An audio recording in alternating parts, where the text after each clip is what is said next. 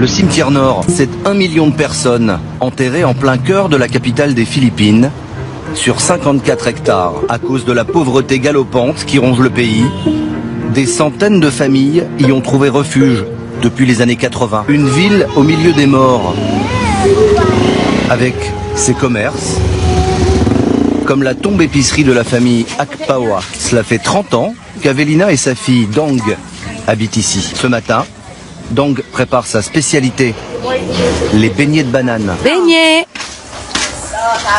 Beignets, beignets! Dans les allées du cimetière, ces beignets font un tabac. Elle les vend en porte-à-porte. Ou plutôt, en tombe à tombe. Alors papy, je t'en mets combien? 2 comme d'habitude? Je vous aime bien, vous êtes des bons clients. Beignet! Et toi, prends-moi un beignet au lieu de téléphoner.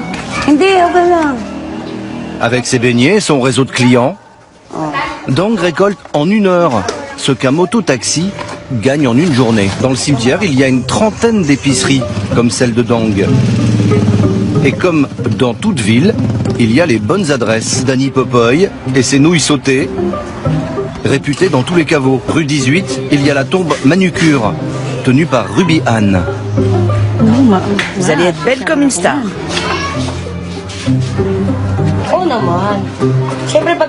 Moi, je viens ici régulièrement, au moins 2 fois par mois, pour me faire les ongles. Ça me coûte 2 €.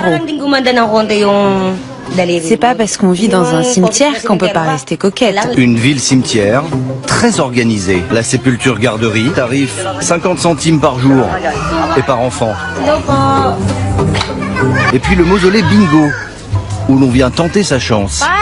5-1. Bingo! 5-1-16-2-1. J'ai gagné. Le gros lot, c'est 4 €, plus qu'une journée de travail. Pour les jeunes, il y a la chapelle basket. Et un peu plus loin, dans le tombeau de la famille Binagan, MC Christo, le rappeur du cimetière, en pleine répète.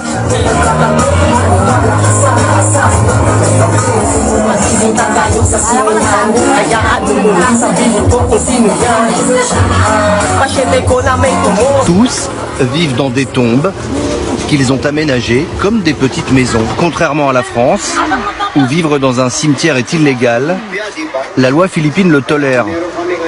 D'abord, pour les personnes propriétaires du caveau familial, comme Dong, la vendeuse de beignets. Là, il y a ma fille, Maria Katrina. Elle n'a vécu que 18 jours. Elle est morte de quoi? Une maladie, on n'a jamais su ce que c'était. Ensuite, il y a Roberto, mon père. Et là, c'est mon cousin et ma tante. Mon frère dort ici. Une tombe avec tout le confort moderne. Ici, il y a les toilettes.